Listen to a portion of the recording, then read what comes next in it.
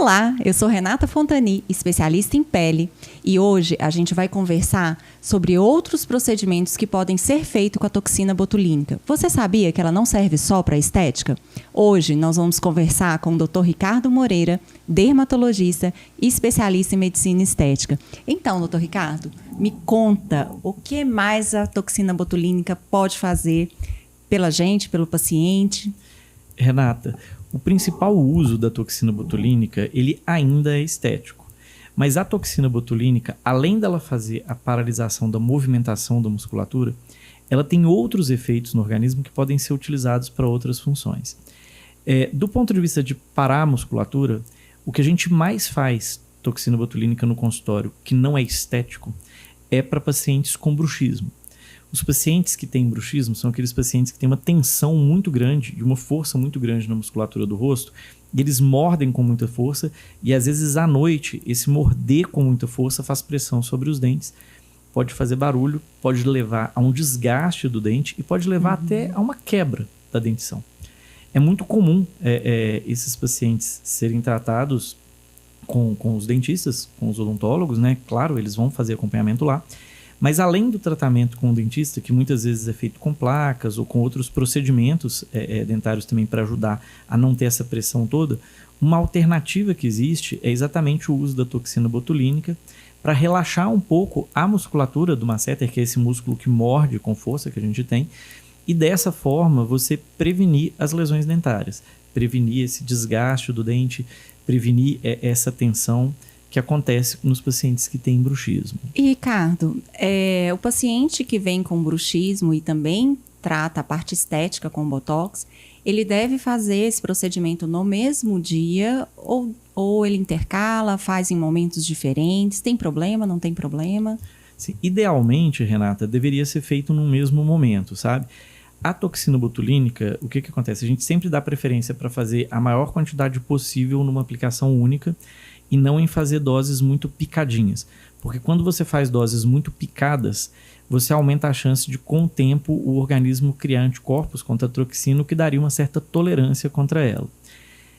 Geralmente, quando a gente faz a avaliação do paciente com bruxismo, a gente tem que avaliar o tanto que é forte essa musculatura ou não, para ver quais pontos e qual que é a quantidade de toxina que vai ser colocada. Ele é um músculo que é um músculo muito forte. Então, geralmente, a quantidade que a gente usa de toxina é uma quantidade bem maior do que usa, por exemplo, só para musculatura da face, para motivos estéticos. E tem um limite isso, assim, na hora que você vai fazer... Sim, para que você também não deixe a pessoa sem conseguir morder direito, né? Assim, porque tem que ser uma quantidade suficiente para que a pessoa consiga dormir de forma relaxada, sem toda essa tensão, mas que não tenha impacto na mastigação e nos procedimentos do dia a dia, né? Na fisionomia da pessoa, né? E tem até, assim, por exemplo, as pessoas que têm uma mordedura muito tensa, a gente até bloqueia mais de um músculo e não só o masseter. Então, assim, existe toda uma técnica para fazer. Mas das indicações não estéticas da toxina botulínica, é a que mais frequentemente chega para a gente no consultório. E o resultado dela costuma ser um resultado muito bom. Assim, os pacientes costumam ficar muito satisfeitos. Eles ficam um tempo bom sem recorrer com essa tensão toda do bruxismo. É o mesmo tempo do Botox, a reaplicação? Geralmente sim, né? Assim, a gente dá um intervalo de pelo menos 4 meses, mas a maioria dos pacientes fazem a cada 6 meses. E costuma ter uma durabilidade boa. Se a pessoa faz com muita frequência, costuma depois de um tempo ela conseguir até espaçar um pouco mais, sabe? Porque você acaba desacostumando o músculo a ficar tão tenso, tão contraído, mesmo durante o sono, por exemplo, né? Assim, que é pode gerar também uma dor de cabeça. Sim. Existe o Botox para quem tem enxaqueca, dor de cabeça? Isso funciona? É uma outra utilização não estética que a gente tem da toxina botulínica, que é exatamente para aqueles pacientes que têm enxaqueca em especial, né? Assim, dos tipos de dor de cabeça, a enxaqueca que melhor responde à toxina botulínica. Isso é até muito interessante, porque assim, pontualmente a gente vê pacientes que fazem Botox para estética, e eles às vezes relatam pra gente, olha, tem algum benefício para dor de cabeça? Porque depois que eu fiz eu tô tendo menos enxaqueca do que eu tinha antes, ou menos crises, né? Assim, Tem algumas pessoas que até podem ter um pouquinho de dor de cabeça depois da aplicação do Botox. É um efeito até esperado, apesar de ser relativamente raro. Mas é super bem documentado em pontos específicos que você pode fazer, na face, na cabeça, no pescoço, alguns pontos que relaxam a musculatura e que melhoram as crises de enxaqueca dos pacientes. As pessoas que têm, né, o pescoço mais travado. Sim, em especial as pessoas que têm enxaqueca e têm um travamento grande da musculatura, né? Você pode fazer.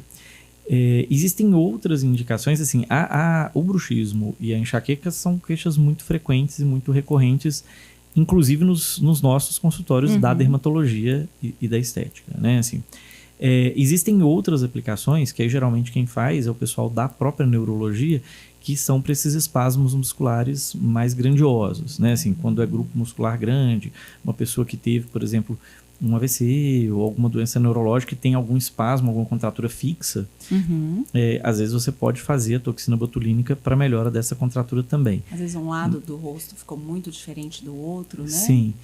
Outra situação que a gente tem é isso, os pacientes com paralisia facial, né? De paralisia facial, aí a gente da estética trata muito também. Às vezes o paciente tem uma paralisia facial e aí ele fica com uma assimetria muito grande da face. E por causa dessa assimetria, a gente acaba usando de técnicas que melhoram e que fazem com que o seu rosto fique mais simétrico. A toxina botulínica é uma boa opção para esses pacientes. Você consegue obter uma simetria maior no rosto dos pacientes, né? Bloqueando o lado que está movimentando ainda.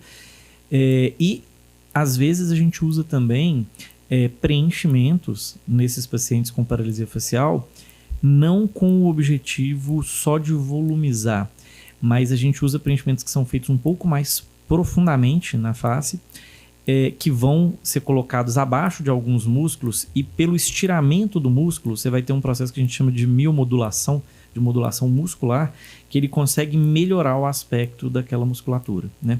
E aí você cria uma maior simetria também, que é muito comum no paciente de paralisia facial. Por exemplo, ele teve uma paralisia de um lado. Às vezes o outro lado, ele tem como se fosse uma hipercontração compensatória. Então, às vezes na hora que a pessoa sorri, ela sorri um pouco demais, ou ela faz alguma coisa um pouco demais. E às vezes você associando algumas técnicas de toxina botulínica e algumas técnicas de preenchimento, em especial essas que visam a miomodulação, você consegue causar um melhor equilíbrio da face do paciente. Um lado fica um pouco mais fino que o outro por conta dessa paralisia ou não? Com o tempo você tem um pouco de perda de força muscular, né? Porque o lado que fica parado, ele não recebe mais estimulação elétrica para contração muscular. Então o músculo tende a ficar mais fininho, a ser um músculo realmente mais frágil. E o lado que movimenta, dependendo do local, ele pode ficar forte demais. E às vezes também a gente vê, eu tenho mais de uma paciente onde eu já vi isso acontecendo aqui na clínica, onde mesmo o lado paradinho, como a pessoa ainda tem alguma movimentação, ela cria mecanismos compensatórios para movimentar a face, né? Assim, e aí, nessa compensação, às vezes ela consegue movimentar ainda alguma musculatura, mas que dá alguma assimetria com relação ao outro lado da face. E aí, com essas técnicas de preenchimento, você consegue trabalhar isso da miomodulação e tentar um maior equilíbrio, maior igualdade entre os dois lados do rosto da pessoa. Interessante, né? Que é bem interessante. E ajuda, né, essas pessoas que acabam não tendo outro recurso para ficar mais equilibrada, né? Para paralisia facial é um excelente recurso, na minha opinião, porque você cria uma face mais harmônica, né? Assim, e às vezes o que incomoda a pessoa é exatamente essa diferença, né? A diferença que aparece aí na face. Exatamente. E o que mais que Botox? O que mais que a gente pode usar? Uma outra coisa que a gente usa com frequência o Botox é para controle de sudorese. Se você aplica a toxina botulínica um pouco mais superficial e ela pega as glândulas sudoríparas, ela consegue fazer um bloqueio e a pessoa sua menos no local onde é aplicado, aplicando com a técnica correta. Então, por exemplo, aquelas pessoas que têm uma sudorese excessiva em região, por exemplo, axilar, ou às vezes em região de mão. Efeito pizza, né? Exatamente. A gente recebe com frequência pacientes que têm isso. Assim, a pessoa tem uma sudorese muito grande. E aí a gente consegue fazer uma aplicação de toxina botulínica que é na axila, exatamente para diminuir a sudorese local e ter menos esse constrangimento, pessoa por exemplo, fica mais de marcar uma roupa. Né? Isso. Esse efeito, como você falou, que a gente brinca que é o efeito pizza, ele é um pouco constrangedor, dependendo com o que a pessoa trabalha ou em que contextos que isso aparece. Então, às vezes é uma pessoa, por exemplo, que vai fazer uma apresentação, vai dar uma aula, ou vai apresentar alguma coisa para uma gerência, um executivo. Às vezes a sudorese excessiva, ela às vezes passa uma impressão de que a pessoa está nervosa, por exemplo, está ansiosa com aquilo. E aí, se você bloqueia a sudorese, você tira esse fator de confusão e às vezes a pessoa fica mais segura, mais tranquila e com menos aspecto de estressada ou de preocupada, né? E é só nas axilas ou você pode usar em outras regiões? Pode usar em outras regiões. Por exemplo, você pode fazer em mãos ou pés, por exemplo, quando a pessoa tem uma sudorese muito excessiva de mãos ou pés, né? Também, nesses sítios, o tempo de duração é próximo aí a 4 a 6 meses de efeito da toxina, né? É uma quantidade grande, como do bruxismo? A área é grande, então acaba sendo uma quantidade grande por causa da área que você está pegando, né? Assim, você pega a axila, você tem que pegar toda a região onde tem glândula sudorípara, porque aí você para toda aquela região. E não é uma aplicação localizada que vá alterar a musculatura do braço. Ela é exatamente para paralisar a sudorese. Então você faz num plano que é um pouco diferente, no intramuscular, tem toda uma técnica, mas você pega toda aquela área de sudorese excessiva do paciente, seja, por exemplo, uma sudorese axilar ou uma sudorese palmo plantar, por exemplo, né, na mão ou sola do pé. Né, mas consegue fazer. E tem mais alguma coisa? Tem mais.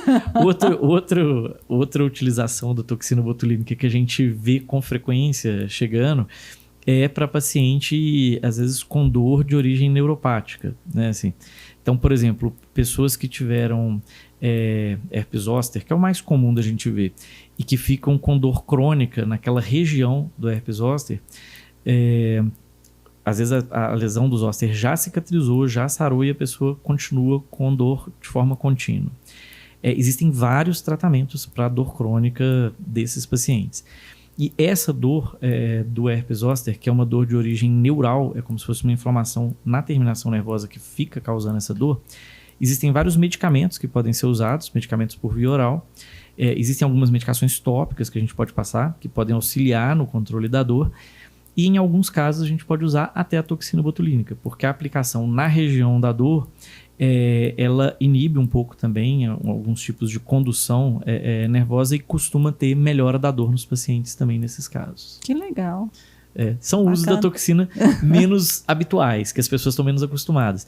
Mas, assim, são usos importantes da toxina botulínica, né? Assim, que hoje são mais bem estudados, né? Assim, e existem outros usos menores, mas os principais são esses que a gente falou. O bruxismo, a questão da sudorese, né? Assim, a questão da dor crônica, a enxaqueca, que é o que a gente usa com mais frequência, além, é claro, dos benefícios estéticos. Eu adorei, não sabia de todos essas facetas da toxina botulínica. Muito obrigado. Espero que vocês também tenham gostado. E a gente fica com o encontro marcado para um próximo podcast.